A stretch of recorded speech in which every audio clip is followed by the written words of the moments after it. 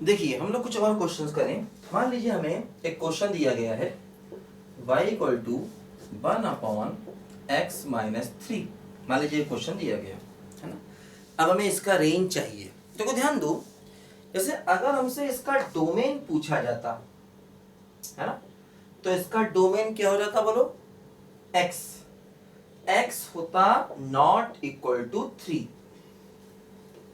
है ना, मतलब x को 3 नहीं लेते क्योंकि 3 पर डिनोमिनेटर 0 हो रहा है। तो मतलब अगर हमें डोमेन निकालना होता तो डोमेन क्या हो जाता बोलो, r-3 हो जाता।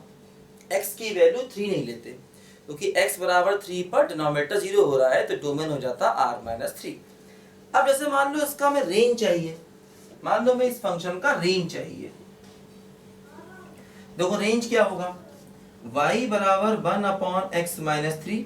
रेंज में क्या करेंगे, x की वैल्यू को y के टर्म में निकालेंगे, है ना। रेंज में क्या करेंगे बोलो, x की वैल्यू को y के टर्म में निकालेंगे। तो कैसे, x-3 बराबर हो गया 1/y, x क्या हो गया बोलो, 3 + 1/y, है ना। तो देखो x की वैल्यू क्या हो गई, ये हो गई 3y + 1/y। अब देखो रेंज निकालने में देखना पड़ेगा कि डिनोमिनेटर कब 0 हो रहा है। तो अगर हम y को 0 रखेंगे, है ना, तो x डिफाइन नहीं होगा, इसका मतलब y 0 नहीं हो सकता। तो y क्या हो सकता है, देखो रेंज क्या हो सकता है, रेंज हो सकता है r-0, मतलब y 0 नहीं होगा। तो y 0 नहीं होगा मतलब y की वैल्यू क्या हो सकती है, y की वैल्यू हो सकती है सारे रियल नंबर्स एक्सेप्ट 0। 0 को छोड़ करके y कुछ भी हो सकता है। और इसी प्रकार अगर डोमेन निकालना था तो x बराबर 3 को छोड़ करके डोमेन यानी x इसका कुछ भी हो सकता है ना। डोमेन का मतलब x क्या हो जाएगा बोलो, r-3, और y क्या हो जाएगा बोलो, r-0 हो जाएगा। ध्यान दीजिए, ठीक है। तो देखो ये हुआ अपना डोमेन और रेंज के क्वेश्चंस, है ना। देखो अब ध्यान दो, जैसे कि मान लो हमें क्वेश्चन दिया जाए, फॉर एग्जांपल देखो इसी टाइप का क्वेश्चन है। मान लीजिए हमें क्वेश्चन दिया जाए y equal to x² - x/x। मान लो हमें ये क्वेश्चन दिया जाए। अब देखो ध्यान दो, इसमें एक बहुत इंपॉर्टेंट पॉइंट देखो ये है, अगर हम न्यूमरेटर में से x को कॉमन ले लें तो क्या होगा, देखो x से x कैंसिल हो जाएगा। लेकिन ध्यान दो, जब हम x को x से कैंसिल करेंगे, है ना, जैसे ध्यान रखना कि इस प्रकार के क्वेश्चन में अगर कोई फैक्टर कैंसिल हो रहा हो तो उसे कैंसिल कर देना चाहिए, है ना। जैसे क्या है, x² - x/y, x से x कॉमन ले लिया। अब देखो x को x से कैंसिल कर दिया, लेकिन ध्यान दो x को x से कैंसिल तो किया, लेकिन साइड में लिखेंगे x 0 नहीं हो सकता। ये बात ध्यान दीजिए, मैंने आपको बताया था पहले भी, जब भी कभी इस तरह से डिनोमिनेटर को कैंसिल करना पड़े, न्यूमरेटर से डिनोमिनेटर को कैंसिल करना पड़े, तो ध्यान देना ऐसा लिखेंगे x 0 नहीं हो सकता। अब देखो ध्यान दो, y बराबर क्या बन गया, x - 1। अब आप कहोगे कि भाई x - 1 का रेंज लीनियर फंक्शन है, तो लीनियर फंक्शन का रेंज क्या हो गया, r। बोलो लीनियर फंक्शन का रेंज क्या हो गया, r। ध्यान दो, अब जैसे इस फंक्शन का रेंज निकालें तो इस फंक्शन का रेंज का मतलब क्या हो बोलो, y की वैल्यू। तो y की वैल्यू क्या हो जाएगी, r। लेकिन देखो एक दिक्कत है, दिक्कत ये है कि x 0 नहीं हो सकता। अगर हम इसमें x को 0 रखें तो y क्या आएगा बोलो, -1 आएगा। अगर हम x को 0 लें तो y क्या आएगा बोलो, -1। लेकिन हमने कहा कि x 0 हो नहीं सकता, इसका मतलब y -1 भी नहीं होगा। ध्यान दो, बहुत इंपॉर्टेंट क्वेश्चन है। जब भी इस टाइप के क्वेश्चन में न्यूमरेटर डिनोमिनेटर में कोई एक फैक्टर कैंसिल हो जाए, तो जब कोई एक फैक्टर कैंसिल हो जाए तो लास्ट में उस फैक्टर की इंपॉर्टेंस समझ में आती है। कब, देखो जब हमने x को x से कैंसिल कर दिया कोई दिक्कत नहीं, y बराबर x - 1 आ गया। लेकिन जिस फैक्टर को कैंसिल किया वो x था, तो फैक्टर को कैंसिल करते ही लिखेंगे x 0 नहीं हो सकता, क्योंकि अगर x 0 हुआ तो ये फंक्शन डिफाइन नहीं होगा। जबकि इसमें x 0 हो सकता है, लेकिन ओरिजिनल फंक्शन में x 0 नहीं हो सकता। तो एक्चुअली हम इस फंक्शन में भी ये कहेंगे कि भाई x 0 नहीं हो सकता, क्योंकि ये फंक्शन अपने आप में जो निकला है वो इसी फंक्शन से निकला है, और इस फंक्शन में x 0 नहीं हो सकता, तो इसीलिए इस फंक्शन में भी x को 0 नहीं लेंगे, है ना। अगर हाँ खाली ये दिया जाता, अब ऐसे किसी क्वेश्चन की स्टार्टिंग ही ऐसे होती y बराबर x माइनस 1 से, तो हमें x बराबर 0 को लेने में कोई समस्या नहीं थी। अगर क्वेश्चन ही यहीं से शुरू हुआ होता, अगर क्वेश्चन यहीं से शुरू हुआ होता, y बराबर x माइनस 1 देते, तो हमें x को 0 लेने में कोई समस्या नहीं थी। एक्चुअली क्वेश्चन यहाँ से शुरू हुआ और इसमें x डिनोमिनेटर में है, मतलब x 0 नहीं होगा, तो इसीलिए इसमें भी हम x को 0 नहीं लेंगे। लेकिन अगर x को 0 लें तो y माइनस 1 होगा। अब x को 0 लेना नहीं है, इसलिए y को भी माइनस 1 लेना नहीं है। इसका मतलब रेंज का ये आंसर सही नहीं है। रेंज का जो सही आंसर होगा वो क्या होगा बोलो, y minus minus 1, r minus minus 1। ये हमारी रेंज का देखो सही आंसर हुआ। ये हमारी y की सही वैल्यू हुई, क्योंकि y की वैल्यू माइनस 1 नहीं ले सकते, है ना। तो लास्ट में हमने क्या किया, जो फंक्शन का रेंज मिला उस रेंज में से माइनस 1 को निकाल दिया, है ना। ध्यान दीजिए, इस फंक्शन का रेंज, जैसे अगर खाली ये फंक्शन दिया जाता तो इसका रेंज r हो जाता, क्योंकि लीनियर फंक्शन है, इसका रेंज r हो जाता।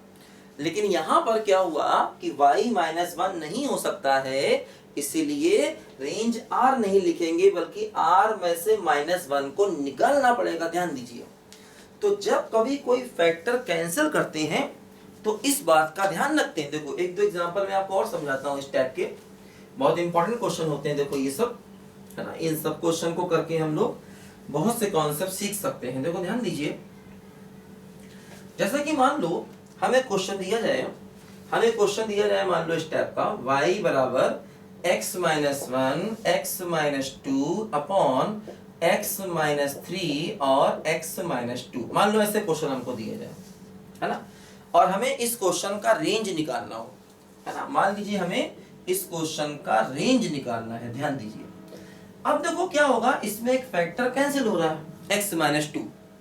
तो जो फैक्टर कैंसिल हो रहा है उस फैक्टर को कैंसिल कर दो।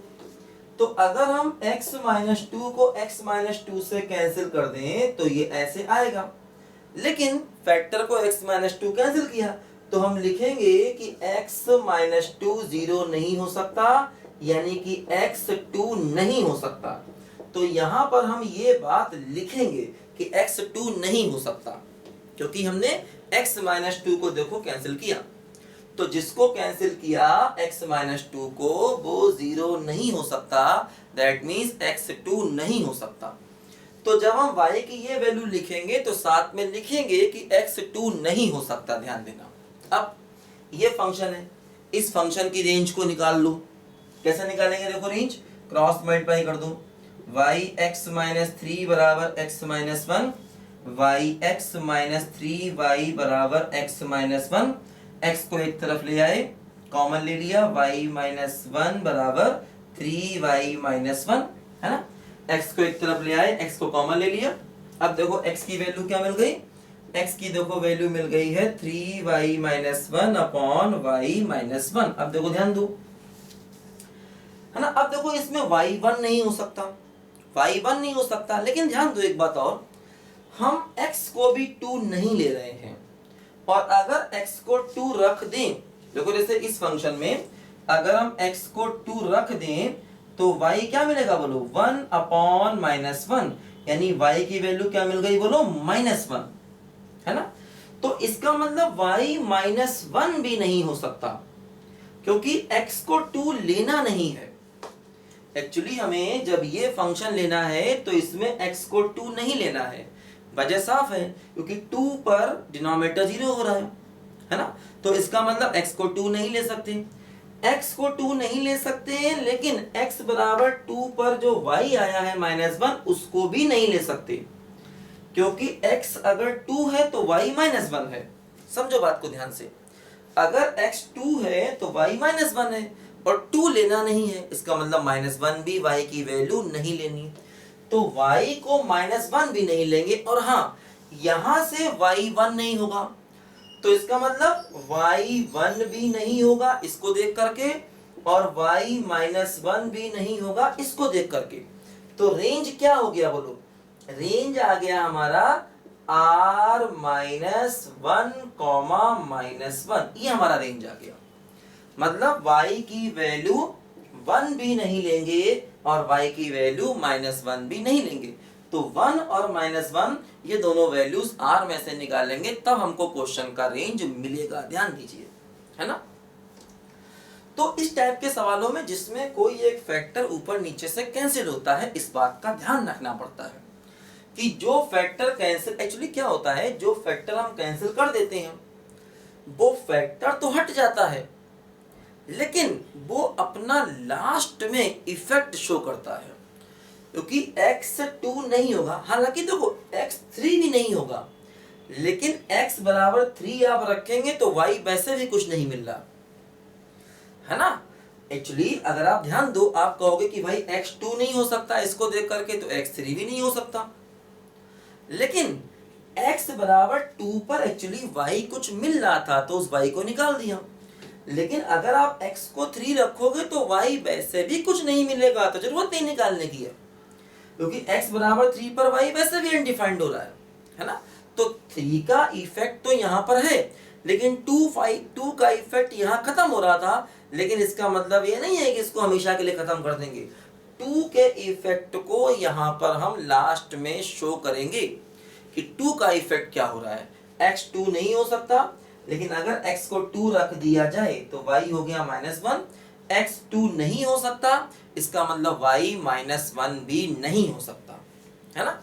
x2 नहीं हो सकता, इसका मतलब y-1 भी नहीं हो सकता, तो y बराबर -1 जहां से आया है उस -1 को निकाल दिया, और इसके अकॉर्डिंग y1 नहीं हो सकता, है ना। तो 1 और -1 दोनों को निकालना पड़ेगा। बच्चे गलती क्या करते हैं, ये -1 निकालना भूल जाते हैं। वो इसको तो देखते हैं, कहते हैं भाई y1 नहीं होगा, निकाल देते हैं, लेकिन y की वैल्यू -1 भी नहीं होगी इस बात को भूल जाते हैं, क्योंकि वो फैक्टर काट देते हैं, सोचते हैं x-2 हमेशा के लिए गया, x-2 गया तो, लेकिन वो अपनी छाप छोड़ेगा लास्ट में, अपना इफेक्ट लास्ट में शो करेगा। ध्यान रखेंगे, बड़ा इंपॉर्टेंट सवाल है, ठीक है। तो जब भी कोई फैक्टर ऊपर नीचे से काटेंगे इस बात का ध्यान रखेंगे। नोट करो सब बच्चे ध्यान से इसको।